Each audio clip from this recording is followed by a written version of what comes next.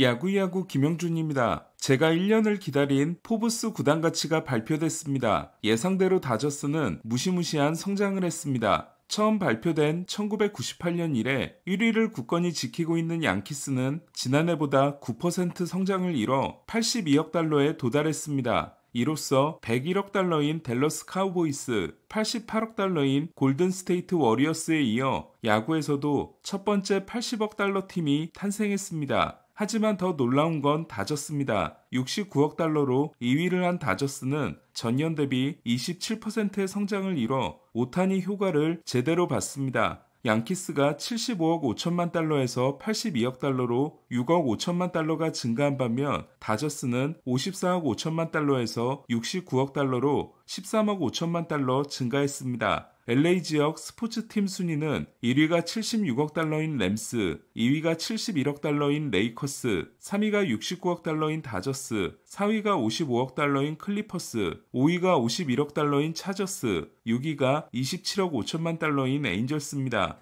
다저스는 작년까지만 해도 클리퍼스보다 가치가 낮았습니다. 세계 스포츠팀 랭킹은 1위 댈러스 카우보이스, 2위 골든 스테이트 워리어스, 3위 뉴욕 양키스, 4위 LA 램스, 5위 뉴욕 닉스, 6위 뉴잉글랜드 패트리어츠, 7위 뉴욕 자이언츠, 8위 LA 레이커스, 9위가 뉴욕 제츠와 LA 다저스, 11위가 샌프란시스코 49너스, 12위가 라스베이거스 레이더스로 상위 12팀 중 NFL팀이 7개, NBA팀 3개, MLB팀 2개입니다. 유럽 축구에서는 레알 마드리드가 필라델피아 이글스와 공동 13위이고 맨체스터 유나이티드는 15위로 미국 프로스포츠 팀의 가치가 얼마나 높은지를 알 수 있습니다. 다시 메이저리그 이야기로 돌아와서 다저스는 구단 가치에서 양키스와 차이를 좁혔지만 매출에서는 처음으로 양키스를 제쳤습니다. 지난해 양키스는 7억 2,800만 달러의 매출을 올렸지만 영업이익이 5,700만 달러 적자였습니다. 스타인브레너 구단주가 다저스만큼 쓸 수 없다는 말을 왜 자꾸 하는지 이해가 가는 대목입니다. 반면 다저스는 매출이 7억 5,200만 달러로 처음으로 양키스를 이겼고 2,100만 달러 흑자였습니다. 다저스가 양키스를 제친 건 오타니 영입 효과가 결정적입니다. 다저스는 오타니로 인한 매출만 1억 3천만 달러에 달하는 것으로 추정되고 있습니다. 오타니는 지난해 개인 광고 수입이 1억 달러 또는 1억 5천만 달러로 추정되고 있는데 오타니가 다저스 유니폼을 입고 광고를 찍으면 다저스도 매출이 발생합니다. 코로나의 영향이 사라진 첫 시즌이었던 2022년은 양키스 매출이 6억 5,700만 달러, 다저스 매출이 5억 8,100만 달러로 양키스가 7,600만 달러 앞섰지만 이제는 다저스가 2,400만 달러를 앞서고 차이는 점점 벌어질 전망입니다. 13억 달러인 구단 가치의 차이도 계속 좁혀질 걸로 보입니다. 양키스가 야구에서 넘사였던 건 브랜드 가치였습니다. 2023년 발표에서 양키스는 9억 7천만 달러, 다저스는 7억 3천만 달러로 양키스가 2억 4천만 달러 앞섰지만 이번 발표에서는 양키스가 12억 9,100만 달러, 다저스가 12억 6,900만 달러로 2,200만 달러 차이가 됐습니다.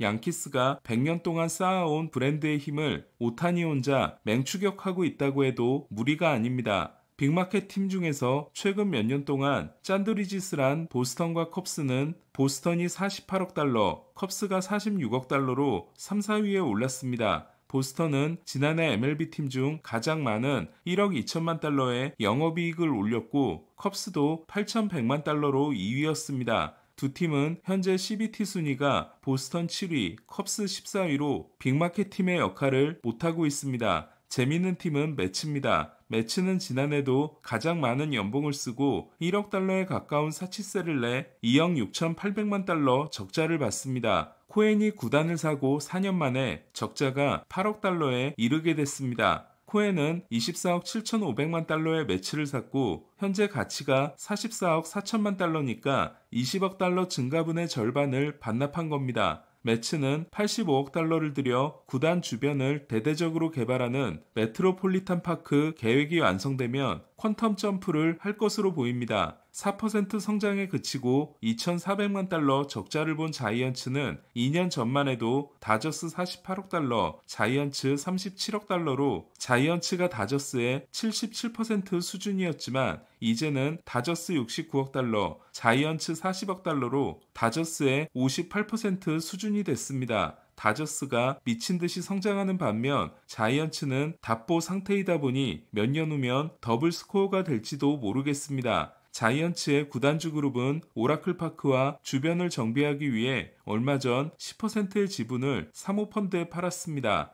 에인절스는 0% 성장을 이뤘지만 4천만 달러의 영업이익을 받습니다. 0% 성장을 한 팀은 세인트루이스, 시애틀, 콜로라도, 템파베이, 마이너스 성장을 한 팀은 화이삭스고 1년 사이 구단 가치가 가장 크게 오른 팀은 50%가 증가한 어슬레틱스입니다. 어슬레틱스는 매출도 꼴찌였고 2,300만 달러의 적자를 봤지만 오클랜드 생활을 드디어 끝내고 라스베이거스 이전이 결정되면서 마켓 밸류가 크게 올랐습니다. 지난해 121억 달러의 매출이 역대 최고치였던 메이저리그는 구단들도 전년 대비 8%의 성장을 이뤘습니다. 하지만 이는 오타니와 재팬머니 덕분으로 오히려 근간이라 할 수 있는 중계권 계약이 흔들리고 있습니다. 지난 5년 동안 NFL이 87%, NBA가 101% 성장을 이룬 반면 메이저리그는 36%에 불과합니다. ESPN은 메이저리그와 연간 5억 5천만 달러를 내는 7년짜리 중계권 계약을 맺으면서 4년 후 옵트아웃을 넣습니다.